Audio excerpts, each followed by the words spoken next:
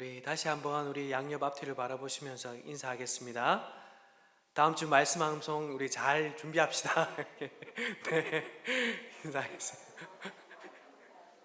네, 네.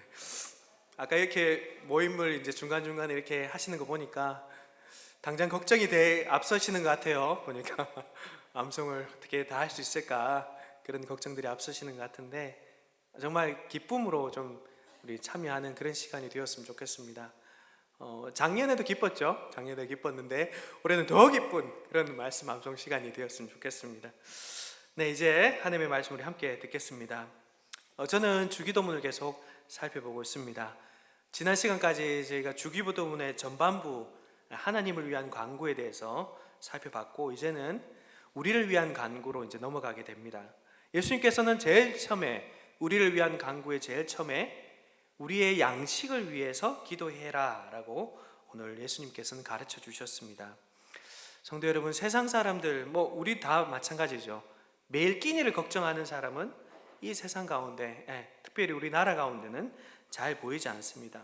물론 요즘 좀 힘이 드는 그런 상황들이 있긴 하지만 그럼에도 불구하고 끼니를 거르는 그런 분들이 참 많이 없죠. 많은 사람들이 그런 이제 끼니를 위해서 기도하는 것을 잘 볼 수는 없습니다. 아마도 그런 필요를 느낄 수 없을 정도로 우리 주변에는 참 많은 풍요로움을 우리는 볼 수 있기 때문이죠. 당장에 한번 대형 마트를 한번 가보십시오. 수많은 음식들이 진열되어 있지 않습니까? 그것을 보면 참 우리는 풍요로운 시대 가운데 살아간다라고 할 수 있습니다. 오히려 어떻게 보면 이거죠. 덜 먹을까를 위해서 고민하고 있습니다. 그러나 저는 이렇게 이제 말씀을 준비하면서 그래도 이런 거는 기도하면 참 좋을 것 같은데 이런 생각이 들었는데 뭐냐 하면 아주 맛있으면서도 건강에 좋고 아무리 먹어도 살이 찌지 않는 음식이 있으면 얼마나 좋을까 이런 생각을 해보곤 했었어요. 근데 그 외에는 현대인들에게 참으로 그런 필요성을 느끼지 못하는 경우가 많습니다. 우리에게 일상적인 것, 매일 반복되는 것은 익숙해서 그런지 잘 기도의 제목으로 우리는 떠오르지 않지요. 그런 면에서 일용할 양식을 구하는 것, 어떻게 보면 하찮아 보이는 일이라고 할 수 있습니다. 이미 풍족하게 먹고 있기 때문에 그리고 매일 차려져 있는 음식을 보면 볼수록 더욱더 그런 느낌들이 많이 들죠. 근데 주님은 오늘 분명하게 우리를 위한 간구의 제일 첫 번째로 무엇을요? 일용할 양식, 우리에게 필요한 일용할 양식을 구하라고 분명하게 가르쳐 주셨습니다. 그렇다면 왜 예수님께서는 이것을 가르쳐 주셨을까요? 이미 우리가 가지고 있든지 아니면 하나님께서 다 채워주시는데 왜 기도하라고 하실까요? 오늘 본문을 통해서 우리는 이 일용할 양식에 대한 의미를 좀 살펴보고 어떤 마음으로 이 기도를 대해야 되는지 그리고 어떻게 기도해야 되는지에 대해서 좀 살펴보고 싶습니다. 먼저 본문의 의미를 자세하게 한번 좀 살펴봐야 되는데 11절 우리 다시 한번 우리 한 목소리로 한번 읽어볼까요? 11절입니다. 시작. 오늘 우리에게 일용할 양식을 주시옵고. 아멘. 여기 보면 일용할 양식이 딱 눈에 띄죠. 일용할 양식이 무엇일까요? 우리가 이 세상에 이 인간다운 삶을 영위하기 위해 필요한 정말 모든 필요라고 할 수 있습니다. 여기서 양식이라고 표현한 이 양식은 말 그대로 우리가 먹는 것이 1차적이긴 하지만 이 표현은 제유법이라고 해서 수사법을 사용하고 있습니다. 제유법이 무엇일까요? 한 사물의 한 부분을 가지고 그 사물 전체를 표현할 때 쓰는 게 바로 이 제유법인데 제가 예를 한번 들어볼까요? 펜은 칼보다 강하다. 그러면 이 펜 하나만을 의미하진 않죠. 펜에 담겨있는 무궁무진한 의미들, 예를 들면 글 또는 뭐가 있을까요? 문학 작품 또는 언론 이런 여러 가지 것들이 펜 안에 담겨있는 의미가 되겠죠. 그리고 칼은 무엇일까요? 무력이라든지 압제라든지 폭력이라든지 위협이라든지 이런 것들이 사실 칼에 담겨있다고 할 수 있습니다. 그래서 펜이 칼보다 강하다는 것은 무력보다는 사실은 이 글, 지혜들이 더 사실은 강하다라는 것을 의미한다고 할 수 있죠. 그래서 종교개혁자 루터는 이 제유법적인 표현을 이제 조금 구체적으로 자신의 언어로 이제 표현한 게 있는데 이 일용할 양식에 대해서 어떻게 표현하고 있냐면, 일용할 양식은 우리 삶을 위한 양식과 필수품에 속하는 모든 것들이다 하면서 이렇게 나열하고 있습니다.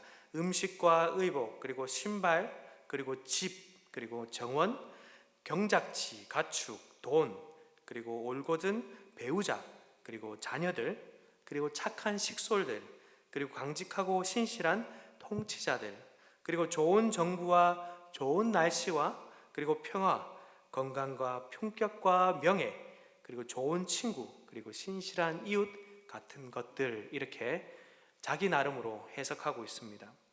루터는 그래서 영혼과 육체에 필요한 것들을 다 아울러서 이 총체적인 필요로 정의하고 있다라고 할 수 있죠. 루터뿐만 아닙니다. 초대 교부들로부터 시작해서 종교개혁자들, 그리고 현대의 많은 신학자들의 견해들을 다 종합해 보면 이 견해가 가장 균형 잡힌 해석이라고 할 수 있습니다. 자, 총체적인 필요를 이제 생각하다 보니까 어떻게 생각할 수 있냐면, 시대와 문화의 흐름에 따라도 일용할 양식이 어떻게 될까요? 바뀔 수 있겠죠. 예전에 500년 전의 필요와 오늘날 우리의 필요는 조금씩 달라질 수 있습니다. 예를 들어 볼까요? 자동차가 제일 큰 예가 될 수 있을 것 같습니다. 50년 전에만 해도 우리나라에선 자동차를 가진 사람들이 많이 없었죠. 이때는 이 자동차는 일용할 양식이 아니었습니다. 그런데 오늘날은 어떻습니까? 차가 없는 사람이 아무도 없습니다. 그리고 회사를 가기 위해서 차가 반드시 필요하죠. 또는 좀 교통이 불편한 지역은 어떻겠습니까? 반드시 차를 통해서 가야 됩니다. 이런 상황 가운데서는 뭐죠? 이 차는 일용할 양식이 되겠죠. 동일합니다. 그러므로 일용할 양식은 이게 좀 이렇게 보면 우리가 하나님 안에서 복된 삶을 영위하기 위해서 필요한 인간적인 삶에 필요한 모든 것을 의미한다라고 할 수 있습니다. 자, 일용할 양식에서 제가 말씀드렸던 이 양식뿐만 아니라 또 좀 살펴봐야 되는 것은 이 오늘 일용할이라는 의미인데요. 보통 이 일용할 양식이 할 때 이 일용할이라는 단어는 이 헬라어로 보면 오늘 일용할이라고 오늘 번역되어 있지만 사실은 다가오는 날을 위한 또는 다음 날을 위한 정도로 해석할 수 있습니다. 그래서 여기 간주나 각주 같은 데 보면 오늘이란 말 대신에 내일이란 말로도 표현하고 있습니다. 그래서 이것이 이제 해석의 분분한 차이 때문에 그런 것들이 나타나는데, 다가오는 날을 위한 그리고 다음 날을 위한으로 보통 좀 해석을 하더라고요. 그래서 여기 다음 날은 결국은 기도를 언제 우리가 기도를 하느냐, 기도를 언제 시작하느냐에 따라서 달라질 것입니다. 아침에 기도할 경우에 다가오는 날은 언제가 될까요? 바로 오늘 이 하루 종일이 되겠죠. 그리고 하루를 시작하는 아침에 그날 필요한 것들을 위해서 기도한다라고 할 수 있습니다. 바로 앞에 놓인 시간, 미래적인 성격이 있지만 먼 미래가 아니라 바로 직후에 이루어질 모든 일들에 대해서 이 시간에 담아놓고 있다라고 우리는 좀 알았으면 좋겠습니다. 새벽에 일어나서 바로 앞으로 일어날 일들에 대한 순간들, 이것이 바로 오늘이라고 번역한 이 헬라어 단어가 되는 것이죠. 사실 예수님께서는 이 일용할 양식에 대한 이 내용을 구약에서 사실은 채용하셨는데, 이 구약의 출애굽기 16장에 보면 이 만나 사건이 나오죠. 이 만나 사건에도 보면 동일하게 일용할 양식에 대해서 설명하고 있습니다. 우리 한번 찾아서 한번 읽어보겠는데, 출애굽기 16장 4절입니다. 출애굽기 16장 4절. 네, 찾았으면 우리 함께 한 목소리 한번 읽어보겠습니다. 시작. 그때 여호와께서 모세에게 이르시되, 보라, 내가 너희를 위하여 하늘에서 양식을 비같이 내리리니 백성이 나가서 일용할 것을 날마다 거둘 것이라. 아멘. 여기까지. 그래서 일용할 것들을 날마다 거둘 것이다. 이 말이 사실은 예수님께서 염두에 두고 하신 말씀이죠. 이스라엘 백성들은 만나를 언제 공급받았습니까? 만나를 얻기 위해서 언제 이 진 바깥으로 나아갔죠? 바로 해가 떠서 햇살이 펴지기 전에, 이 떠지기 직전 새벽이라고 할 수 있습니다. 딱 이 새벽쯤에 광야 지면에 나가서 이 만나를 직접 캐었습니다. 왜냐하면 해가 뜨고 나면, 그래서 햇볕이 쫙 지면에 펼쳐지면 어떻게 되느냐 하면 만나가 다 사라지고 없어져 버려요. 그 내용이 오늘 방금 읽었던 14절 4절 그 다음에 보면 21절에 보면 동일하게 나와 있습니다. 21절을 한번 찾아볼까요? 제가 한번 읽어보겠습니다. 21절. 무리가 아침마다 각 사람은 먹을 만큼만 거두었고 햇볕이 뜨겁게 쬐면 그것이 쓰러졌더라 라고 말씀하고 있습니다. 그렇죠. 만나는 그런 것이었습니다. 그래서 이스라엘 백성들은 일상적으로 안식을 제외한 매일 이른 아침에, 이른 새벽에 아마도 아직 이 어스름이 남아있던 미명에 그날 먹을 만나를 거두러 나갔던 것이죠. 이렇게 보면 이것뿐만이 아니고 유대인들은 사실 이 하루를 언제로 시작하냐 하면 사실 전날 저녁이 하루의 시작이라고 생각했습니다. 밤이 하루의 시작이라고 생각했죠. 그 밤 전날 저녁부터 다음날 새벽, 오늘 말로 따지면 오늘이 되겠죠. 오늘이며 다가오는 날에 자신을 위한 만나를 자면서 새벽을 깨워서 소망하면서 진 밖으로 나아갔다라고 할 수 있습니다. 주님은 바로 이런 맥락을 고려해서 오늘 말씀을 하신 것이죠. 일용할 양식을 위한 기도는 무엇입니까? 매일매일 우리가 하나님 안에서 복된 삶을 영위함에 필요한 모든 것을 너희가 매일매일 구하라 라는 것이죠. 다가오는 날, 바로 오늘입니다. 다가오는 날, 오늘을 위해서 구하라고 말씀하십니다. 단 하루 우리에게 필요한 모든 것을 하나님 아버지께로부터 받기 위한 그 의지를 가지고 간구하라라고 말씀하고 있죠. 성도 여러분, 그런데요, 이러한 기도의 가르침은 사실 이 6장의 문맥에서요, 이 예수님의 가르침 가운데 이 하반부에 보시면 뭔가 좀 안 맞는 게 있습니다. 무엇이냐면 이 마태복음 6장의 상반부가 이 주기도문을 가르쳤다면 하반부 31절 32절 한번 볼까요?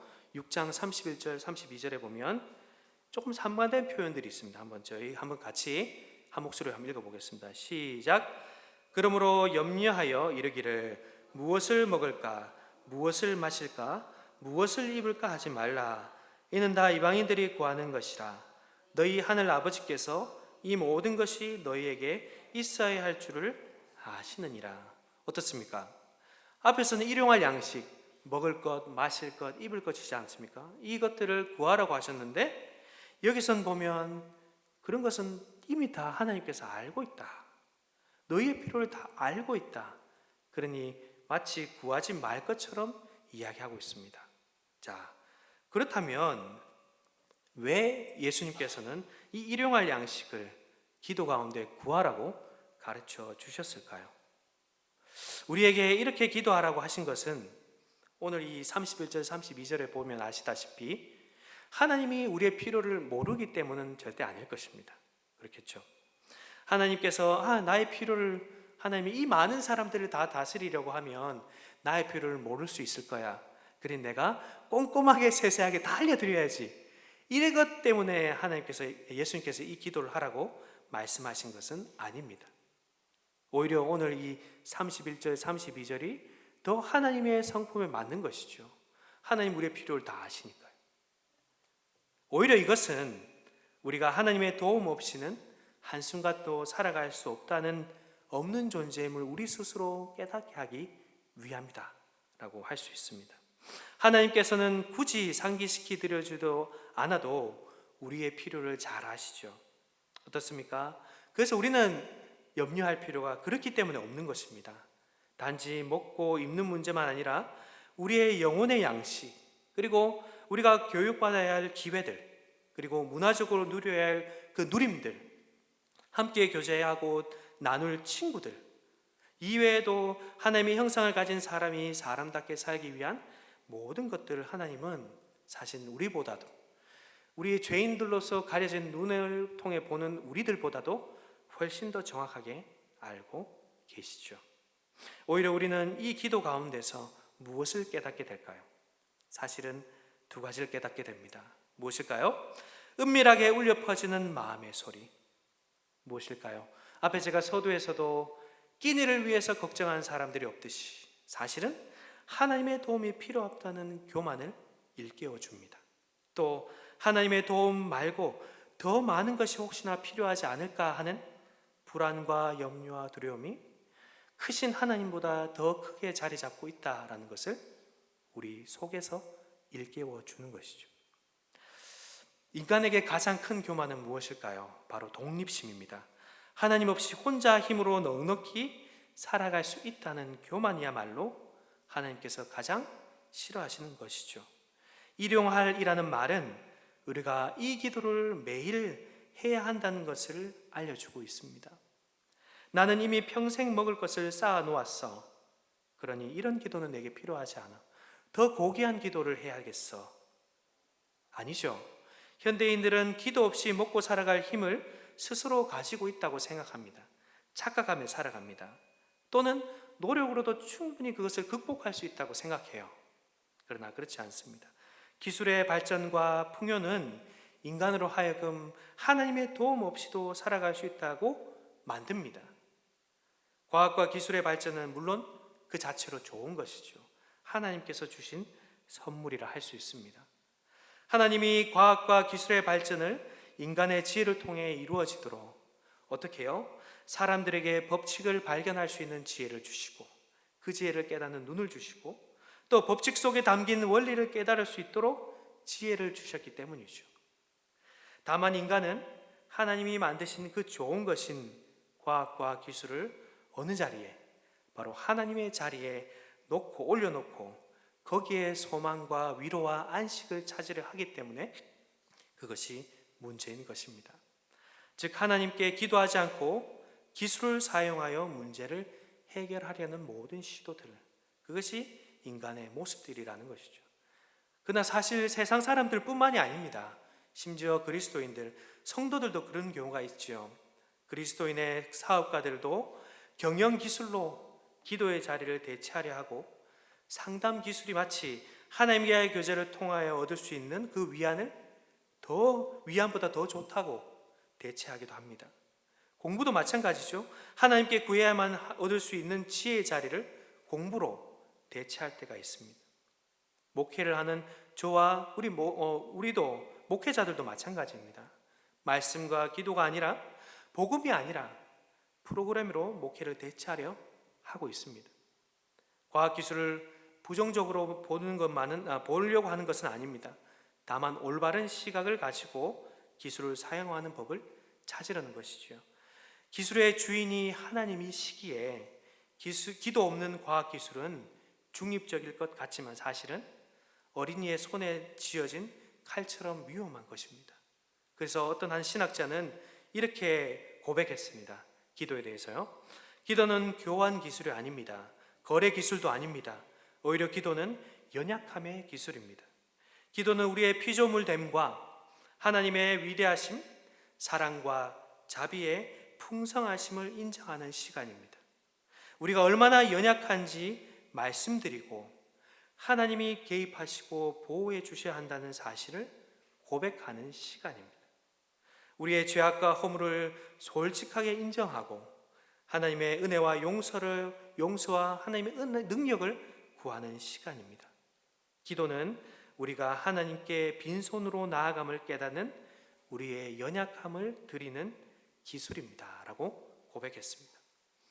일용할 양식을 주옵소서라는 기도는 그래서 우리의 무엇을 폭로할까요? 우리의 교만을 폭로합니다. 또 우리의 불안과 염려와 두려움이 하나님보다 더 크게 자리 잡고 있다는 것을 폭로하는 시간입니다. 나는 기도가 필요하지 않아. 나는 스스로 해결을 할 수 있어. 내 창고에는 음식과 재물이 풍성해 라고 말하는 사람에게 예수님이 이런 말씀하셨죠. 누가복음 12장 20절에 보면 어리석은 자여 오늘 밤에 내 영혼을 도로 찾으리니 그러면 네 준비한 것이 누구의 것이 되겠느냐. 이런 주님의 음성이 이 기도 가운데서 우리를 일깨워주고 있다는 것이죠. 주님이 주신 오늘 하루의 분량의 양식이 나에게 가장 적절하구나. 또 더 갖더라도 누릴 수 없구나. 썩어버리겠구나 하는 생각을 이 기도 가운데서 예수님께서 일깨워 주신다는 것입니다. 만나를 필요 이상으로, 말씀 이상으로 거두었던 이스라엘 백성들처럼 말입니다. 두 번째는 불안과 염려와 두려움이죠. 본문은 일용할 양식을 구하라고 합니다. 하지만 우리의 삶은 어떤가요? 오늘 하루의 양식만 가지고는 불안에 떨기 마련이죠. 왜 그렇습니까? 내일은 무엇을 먹고 살지 하는 걱정이 앞서기 때문입니다. 한 달치를 미래에 저장해 두면 얼마나 좋을까? 1년치를 미리 저장해 두면 얼마나 좋을까? 평생 먹을 양식을 미리 준비해 놓으면 얼마나 좋을까? 그 마음으로 하나님께 구하고 그런 모습으로 이미 살아가는 자들을 자신의 삶과 비교하면서 부러워합니다. 그리고 불안해하죠. 물론 저축과 보험이 필요 없다는 의미는 아닙니다. 매일매일 하루하루를 하나님을 의지하고 신뢰하지 않으면 안 된다라는 말씀을 이 기도 가운데서 우리는 살펴볼 수 있는 것이죠.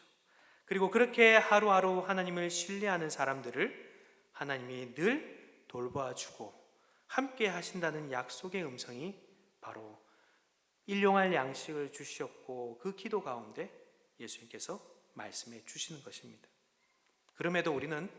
그렇지만 우리는 어떻습니까?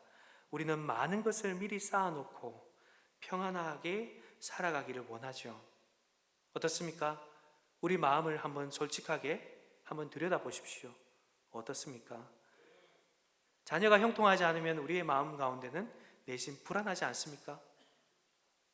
우리 통장의 잔고를 보고 어떻습니까? 우리의 불안이 스물스물 올라오지 않습니까? 저도 예전에 그런 적이 있었습니다. 항상 월 말이 되면 항상 통장의 잔고가 0이었던 적이 있었어요. 그때 좀 힘들었을 때였는데 그때마다 참 불안한 마음들이 앞섰습니다. 우리의 모습들이 그러지 않습니까? 그렇죠. 이러한 생각 이면에는 좀 편안하고 싶고 더 좀 평안하고 안식함을 누리고 싶은 그런 마음이 있는데 사실 이런 마음 가운데 이 이면에는 무슨 마음이 있냐면 하나님께서 내 삶을 정말로 책임져 주신다 라는 마음보다는 하나님은 왠지 매일매일 내 삶을 돌봐 주지 않을 거야 하는 그런 두려움과 불신이 있기 때문에 우리는 그런 불안한 마음을 갖고 살아가는 것이죠. 성도 여러분, 왜 그냥 양식을 주시지 기도하라고 하셨을까요? 기도 가운데 우리는 우리의 마음을 볼 수 있습니다. 적나라하게 벌거벗겨지는 것을 경험할 수 있습니다. 하나님을 구하지만 사실은 무엇을 구하고 있습니까? 실제로는 거기에는 두려움이, 불안이 하나님보다 더 크게 자리 잡고 있음을 깨닫게 되는 것이죠. 더 나아가 일용할 양식을 주시옵소서라는 기도는 여기에 우리를 머물러 있게 하지 않고 시선을 어디로 향하게 하느냐? 바로 하나님을 향하도록 이끌어 갑니다. 우리에게 하나님께서 내일도 돌봐 주실 거야 라는 확신을 가지라고 계속 우리를 기도 가운데서 요청하고 있죠. 또한 미래를 향한 염려와 두려움을 매일매일 주께 양식을 구함으로 주께 매일매일 맡기라고 요구하고 있습니다. 이것이 바로 일용할 양식을 주시옵소서라는 기도 가운데서 일어나는 기도의 현상들이라고 할 수 있습니다. 그렇다면 그러나 오늘 제가 말씀드렸던 것처럼 교만과 내 마음대로 살면 충분히 살 수 있어 하는 교만과 한편으로는 불안과 염려와 두려움이 날마다 이렇게 교차하는 순간 가운데 우리는 이 기도를 어떻게 그러면 담대하게 용기를 내어 기도할 수 있을까요? 하나님, 저는 오늘 이 하루의 양식이면 충분합니다. 저는 만족합니다. 라고 어떻게 하나님께 기도할 수 있을까요? 매일매일 주님께서 주실 것이니 내일 일을 걱정하지 않겠습니다. 라고 어떻게 우리는 기도할 수 있을까요? 그러나 분명한 것은 우리의 실존적인 문제입니다. 거대한 두려움을 우리가 극복하기란 참으로 어려운 일입니다. 게다가 실제로 인생길 가운데서 내가 그렇게 기도했지만 하나님을 신뢰하고 그렇게 살아갔지만 하나님은 들어주시지 않는 것 같다 라는 것을 실제로 경험하는 사람들이 있습니다. 그러므로 그냥 단순히 말로써 하나님을 신뢰하라는 권면은 이들에게 큰 저항감을 불러일으키죠. 눈에 보이지 않는 하나님은 전적으로 믿기에는 무언가 불안한 마음이 우리 가운데 스물스물 항상 올라오게 되어 있습니다. 이것이 바로 우리의 실존적인 문제입니다. 그러나 사실은요, 우리 인생이 처음 시작할 때 바로 아담이죠. 아담 때부터 사실은 우리의 이 실존적인 문제가 있었습니다. 아담은 첫 번째 지은 죄 가운데 어떻습니까? 이 먹는 문제 때문에 아담은 죄를 범하게 되지요. 아담의 마음 가운데 이 교만과 두려움이 공존했음을 우리는 깨닫게 됩니다. 어땠습니까? 그는 하나님을 신뢰하지 못했습니다. 하나님은 동산에 있는 모든 나무의 열매를 다 네가 먹도록 다 허용해 주셨어요. 그 열매는 아담이 씨를 뿌려 수확한 것이 아니었고 하나님께서 조건 없이 그대로 다 먹을 수 있도록 하셨습니다. 다만 무엇이죠? 선악을 알게 하는 나무의 열매는 금하셨습니다. 이것은 선악을 알게 하는 나무의 열매는 하나님의 이런 의미가 담겨 있죠. 무엇이 선하고 악한지를 결정하는 존재는 나이니까 이제 나를 믿고 따라오렴이라는 의미가 담겨 있기 때문입니다. 선악을 알게 하는 나무의 실과를 하나님께서 낳아두신 이유는 바로 이 일용할 양식을 우리에게 먹으라고 이제 기도하라고 하셨던 예수님의 이 유도와 사실은 같다고 볼 수 있습니다. 선악과를 먹지 않는 것은 결국은 내가 하나님이 아니고 하나님을 참된 하나님으로 섬기며 살아가는 것과 같습니다. 물론 이 선악과에 대해서 왜 이것을 주셨는지에 대해서 아담은 그 이유는 알 수 없었습니다. 다만 하나님의 선한 성품을 믿고 순종하면 되는 것이었죠. 성도 여러분, 아이들을 키우다 보면 이렇죠. 이런 말을 할 때가 분명히 있습니다. 어른 아이가 해서는 안 되는 행동을 할 때, 예를 들면 스마트폰을 사달라고 졸라댈 때 어떻습니까? 완전 어린아이인데 그럴 때 우리는 그들에게 거절할 이유를 장황하게 설명하면서 이 아이에게 설득하지 않습니다. 어떻게 하죠? 엄마를 믿어. 나는 너를 사랑한단다. 너를 위해서 지금 이것은 필요 없는 거야. 그러니 나를 따라와 주렴. 나를 믿고 따라와 주렴. 언젠가는 너에게 사줄게. 이렇게 이야기하지 않습니까? 마찬가지죠. 그런데 바로 그때에 이 아담과 하와에게 뱀이 등장한 것입니다. 아담과 하와는 같이 있었고 뱀은 하와에게 먼저 속삭였습니다. 하와는 하나님께 선악과를 먹지 말라는 그 명령을 직접 들은 사람은 아니었습니다. 뱀은 하와에게 마치 어디서 들은 것처럼 이렇게 거짓말을 하죠. 동산에 있는 모든 나무의 열매는 너희가 먹을 수 있는 것이 하나도 없다면서 이렇게 거짓으로 이렇게 맛있는 걸 왜 먹지 말라고 했을까? 라고 하나님의 성품을 의심하도록 이간질했습니다. 아담은 여기에서 사실은 하와를 향해서 그리고 뱀을 향해서 말할 수 있어야 됐어요. 무슨 말입니까? 하나님은 우리가 심지도 거두시지도 않은 좋은 나무의 열매들을 우리 모두가 먹을 수 있도록 허락해 주셨어. 물론 하나를 금지하셨지. 그러나 그 이유는 우리는 알 수 없어. 그러나 하나님의 이와 같은 성품이라면 나는 신뢰할 수 있어. 이렇게 우리를 아름답게 만드시고 좋은 것을 주시는 분이 우리를 괴롭힐 리가 없어.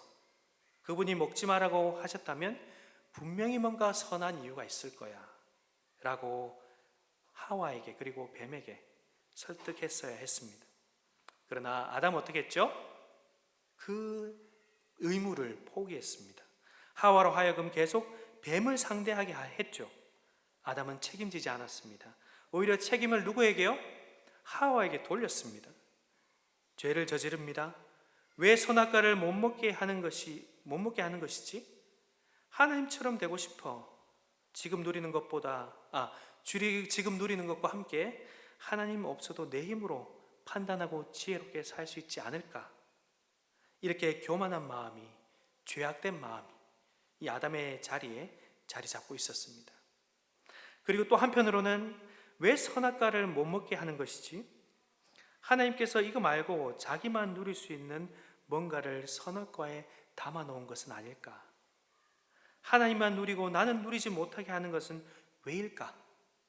하나님은 왜 나를 이렇게 괴롭게 하는 것일까? 선악과 외의 모든 것을 다 누리도록 부유한 삶을 주셨음에도 아담은 속으로 한편으로는 교만한 마음이, 한편으로는 무슨 마음이요? 이와 같은 불안한 마음이 자리 잡고 있었죠. 그래서 더 가져야겠다라는 생각을 했습니다. 지금 누리고 있는 것에 만족과 감사하기보다는 탐욕으로 가득한 마음이 그를 지배하게 된 것이죠. 제가 아담의 이야기를 드린 이유는 사실 앞에서도 말씀드렸지만 교만함과 이 불안한 마음이 교차하는 삶은 우리 모든 인간의 일반입니다.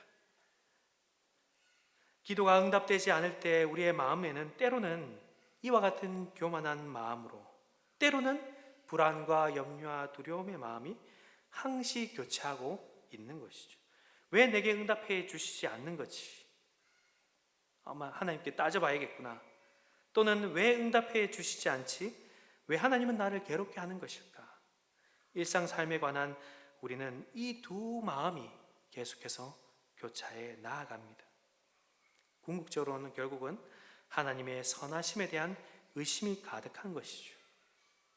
앞에서 기도에 이런 많은 내용들을 제가 설명드렸지만 우리는 확신 가운데 이 기도 하기가 참 어렵습니다. 그래서 우리는 어떻게 이 회의를, 의심을 확신으로 바꿀 수 있을까요? 그리고 담대하게 오늘 하루만으로도 충분합니다.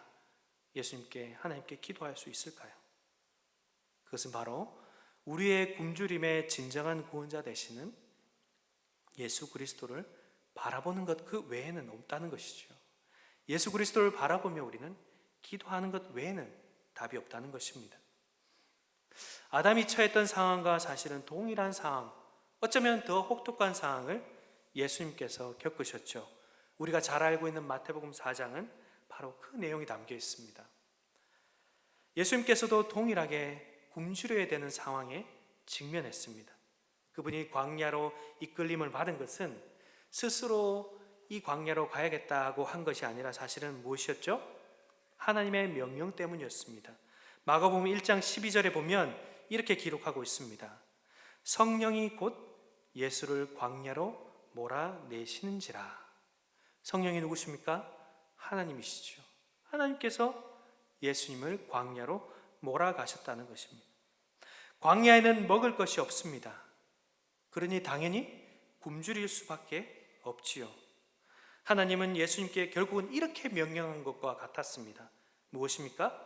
나가라, 광야에 가라, 그리고 굶주려라, 그리고 목말라라. 그분은 그 명령의 이유를 듣지 못했습니다. 다만 한 가지 들은 것이 있다면 마태복음 3장 하반절에 보면 예수님께서 세례를 받으실 때 무엇을 받았죠? 하늘에서 비둘기같이 성령을 받았고 하나의 음성이 있었는데 그 음성이 무엇이냐면 고난의 길을 걷기로 결심하고 세례의 자리로 오셨을 때 아버지께서 하늘에서 내 사랑하는 아들아, 내가 너를 기뻐한단다. 이 길을 내가 기뻐한단다 라고 말씀하셨던 그 음성 외에는 없었습니다. 예수님은 아버지의 그 확고한 음성과 성령을 통해서 이 고난의 첫걸음을 떼게 된 것이죠. 예수님이 오로지 붙들어야 됐던 것은 무엇입니까? 바로 이 음성과 성령 외에는 없었다는 것입니다. 그렇게 예수님은 40일을 굶주리셨죠. 굶주림이 절정에 달했습니다. 바로 그때 사탄이 찾아온 것이죠. 4장 3절에 보면 네가 만일 하나님의 아들이여든 명하여 이 돌들을 떡덩이가 되게 하여 먹으라 라고 말씀했습니다. 무슨 말입니까? 창세 때 아담에게 사탄이 했던 그 말이 지금 예수님께 동일하게 지금 사탄은 하고 있습니다. 네 아버지 하나님이 정말 선하신 분이라면, 그리고 네가 정말 그분의 사랑을 받는 아들이라면 왜 그분은 너를 굶주리게 하는 것이지? 의심해봐라. 반역해라. 너도 하나님의 능력이 있지 않느냐? 너도 하나님의 아들이지 않느냐? 그 능력을 사용해서 떡을 만들어서 먹어라. 라고 사탄은 유혹했습니다. 그때 예수님이 어떻게 대답했죠? 자, 우리 마태복음 4장 4절을 한번 찾아서 한번 읽어볼까요? 마태복음 4장 4절입니다. 네, 한번 읽어보겠습니다. 시작. 기록되었으되 사람이 떡으로만 살 것이 아니요 하나님의 입으로부터 나오는 모든 말씀으로 살 것이라 하였느니라. 죄송합니다. 제가 끝까지 안 해가지고. 네, 무슨 의미입니까? 물론 나는 배고프다. 그러나 나를 광야로 보내신 분은 네가 아니고 사실은 내 하나님 아버지시다. 나는 그분의 성품을 믿는다. 그분의 선하심을 믿는다. 그분이 나에게 굶주리라고 말씀하셨다면 그 말씀이 내게 생명을 줄 것이다. 떡이 아니란다. 라고 예수님은 그 하나님의 선하심을 신뢰하셨습니다. 첫째 아담은 이 모두를 마음껏 먹으려무나 다만 한 가지는 안 된다라고 명령을 받았죠. 아담은 불순종했습니다. 둘째 아담의 예수님은 하나님은 뭐라고 명령하셨습니까? 나가라. 먹을 수 있는 빵과 마실 수 있는 물이 없는 곳으로 가라.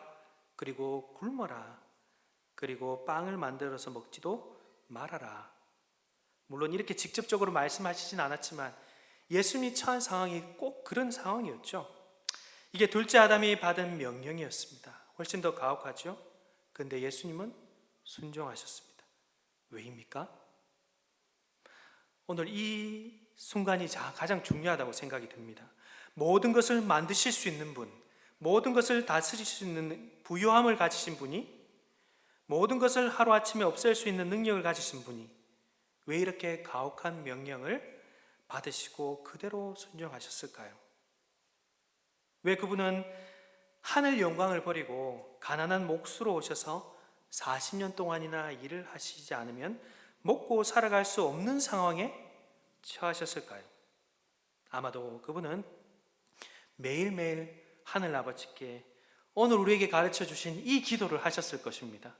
매일매일 나에게 주어질 이 양식을 구하며 살아가셨을 것입니다.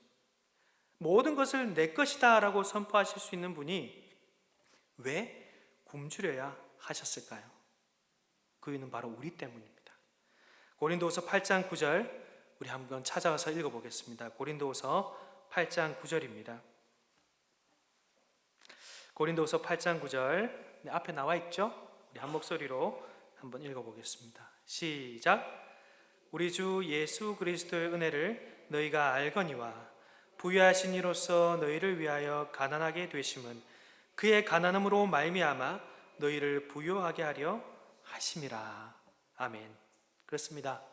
우리가 먹을 수 있는 이유는 그분이 굶주리셨기 때문입니다. 우리가 가족을, 우리가 친구를, 특히 이 교회를 가질 수 있게 된 이유는 그분이 모두에게 버림받으셨기 때문입니다. 우리가 하나님께 사랑받을 수 있는 유일한 이유는 그분이 아버지께 버림을 받으셨기 때문입니다. 우리가 부유함으로 충만하신 하나님, 온 우주 만물을 지으신 주인 되신 하나님, 모든 것을 만드신 하나님께 아빠, 아버지라 부르면서 오늘 이 기도, 때를 쓰며 할 수 있는 이 기도, 일용할 양식을 주시옵소서 할 수 있는 유일한 이유는 그분이 하나님으로부터 광야에 가서 굶어라 라는 명령을 받고 순종하셨기 때문입니다. 성도 여러분, 만약에 예수님께서 자신의 배고픔을 위해서 오늘 이 말씀처럼 마태복음 4장의 말씀처럼 신적 능력을 사용했다면 어떻게 되었을까요? 배고픈데 그냥 하나님의 능력으로 드시면 되지 해서 그 돌을 떡덩이가 되게 해서 먹으셨다면 어떻게 됐을까요? 우리의 배고픔을 예수님께서 공감하시고 체휼하실 수 있으셨을까요? 하나님의 능력으로 인간의 어려움을 해결했으니 어찌 인간의 그런 실존적인 비참함을 알 수 있었겠습니까? 인간의 아픔에 어떻게 눈물을 흘릴 수 있으며 그들의 마음까지 어떻게 어루만질 수 있으셨을까요? 자신의 능력을 사용하는 그 순간 예수님은 인간으로 오셨지만 어떻다고요? 인간이기를 포기하시는 것입니다. 우리의 영혼과 육체 모든 영역, 모든 상황에서 인간으로 우리와 같은 처지에 놓이실 때 우리의 진정한 구원자로서 우리의 모든 죄악과 아픔과 연약함을 비로소 짊어지실 수 있습니다. 돌을 떡덩이가 되게 하는 그 순간 하나님의 아들의 위엄은 드러나시겠죠. 권능은 보이실 수 있습니다. 그러나 우리의 근본적인 배고픔에서 구원하는 구원자의 역할은 포기하시는 것입니다. 우리의 배고픔을 모르시기에 아버지를 향하여 우리의 필요를 정확하고 적실하게 아뢰지 못하실 것입니다. 철저히 인간으로서 하나님의 뜻을 따르는 그 순종, 십자가로까지 나아가는 완전한 순종, 죽음 가운데서 우리의 죄악과 비참함을 단번에 도말하실 그 순종이 있으셨기에 비로소 우리는 아버지께 때를 쓸 수 있게 된 것입니다.